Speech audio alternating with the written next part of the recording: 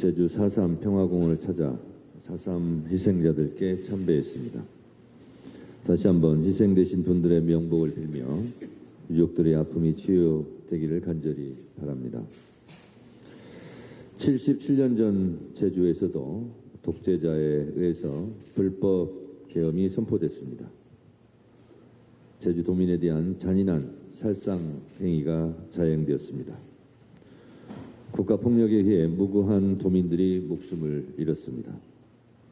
국민이 위임한 권력이 국민에게 총뿌리를 켜는 해방 이후 최초의 계엄이자 국가폭력이었습니다. 제주 4.3은 단순한 과거의 비극이 아닙니다. 국가폭력을 제대로 단죄하지 않고 과거를 청산하지 않은 결과 77년 전의 제주는 80년 광주로 2024년 불법 비상계엄 내란 사태로 되살아났습니다.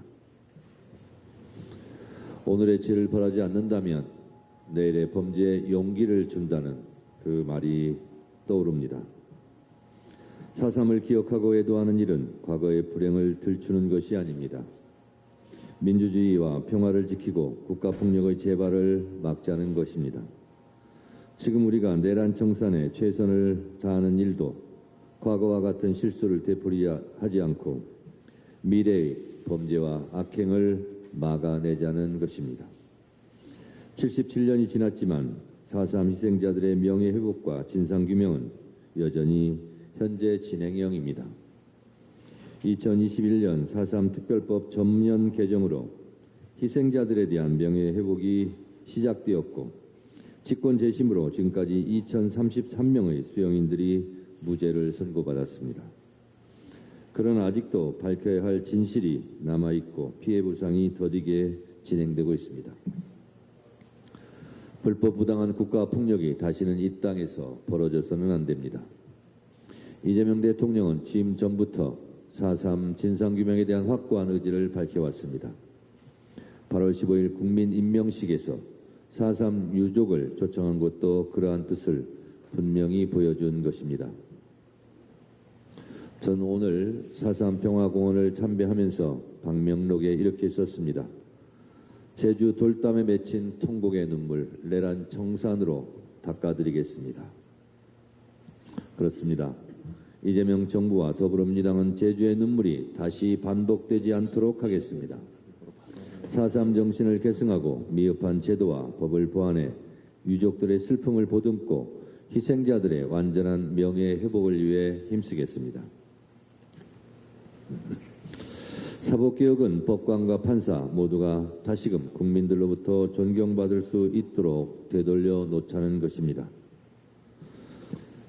정치적 편향성으로 오염된 조희대 대법원장 등 일부 판사 때문에 많은 판사들이 도매금으로 처리되는 것을 막자는 것입니다. 사법부의 신뢰를 높여 놓자는 것입니다. 대한민국 사법부 전체를 놓고 논하자면 훌륭한 법관이 훨씬 더 많이 있습니다. 숫자로 따지자면 훌륭한 법관, 판사의 수가 그렇지 못한 경우보다 비교할 수 없을 정도로 월등히 많습니다.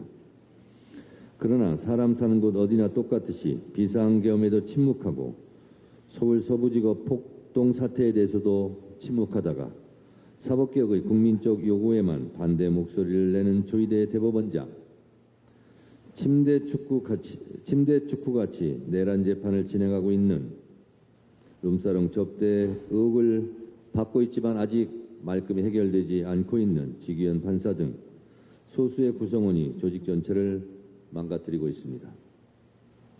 이렇게 반성과 성찰을 모르니 사법개혁이라는 국민의 명령에 직면하는 것입니다.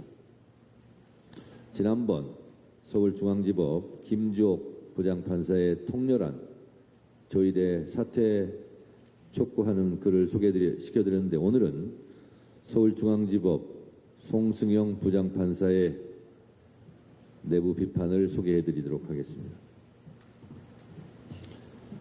사법개혁의 요구는 12.3 비상계엄, 서부지법 폭동사태, 대선 직전 야당 대표에 대한 전원합의체 판결 등 일련의 과정에서 사법부가 법치주의와 기득권 수호의 최후 보루로서의 역할을 다하지 못하고 오히려 이례적인 절차 진행으로 선거에 개입함으로써 국민 주권주의를 무력화하려는 시도를 했다는 비판 등에 기인한 것이라는 서울중앙지법 송승용 부장판사의 일침을 조희대 대법원장은 명심하시기 바랍니다.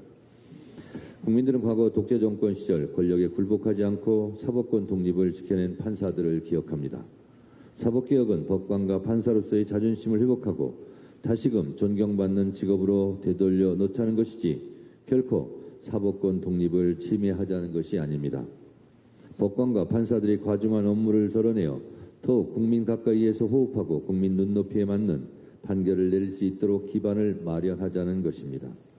자정 능력을 잃은 조직은 결국 외부의 힘을 빌어 개혁을 할 수밖에 없습니다.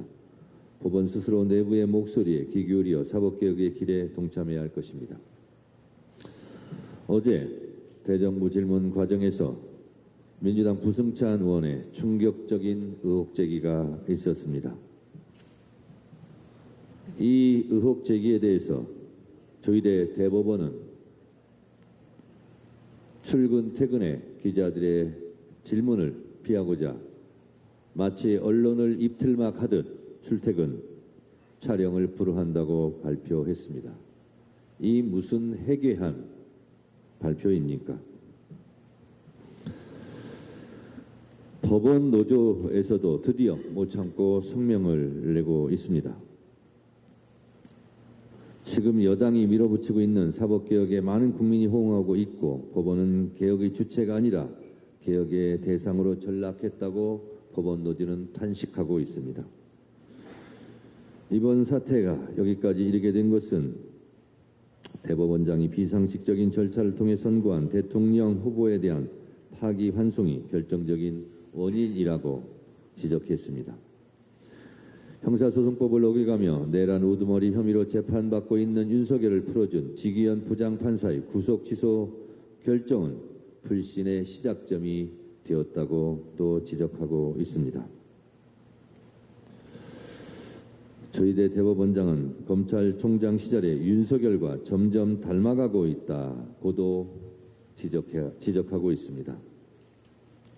자, 그러면 조희대 대법원장은 어떻게 하시겠습니까? 부승찬 의원의 의혹 제기가 만약 사실이라면 국민 여러분, 조희대 대법원장을 어떻게 해야 하겠습니까? 조희대 대법원장 스스로 언론인들의 입을 틀어막고 귀를 틀어막을 것이 아니라 스스로 답할 때가 되었습니다. 내란 특검은 이 제기된 충격적인 의혹에 대해서 수사해야 합니다. 조희대 대법원장에 대한 사퇴 요구가 봇물 터지듯 빗발치고 있습니다. 존경받아야 할 사법부의 수장이 이렇게 정치적 편향성과 알 수 없는 의혹 제기 때문에 사퇴 요구가 있는 만큼 대법원장의 직무를 계속 수행하기에는 매우 부적절해 보입니다. 본인의 명예를 그나마 유지할 수 있는 길이 무엇인지 현명하게 판단해 보시기 바랍니다. 민주당은 흔들림 없이 좌고우면하지 않고 비타협적으로 사법개혁의 고삐를 결코 늦추지 않고 뚜벅뚜벅 사법개혁의 길로 가겠습니다. 국민 여러분 함께해 주시기 바랍니다. 감사합니다.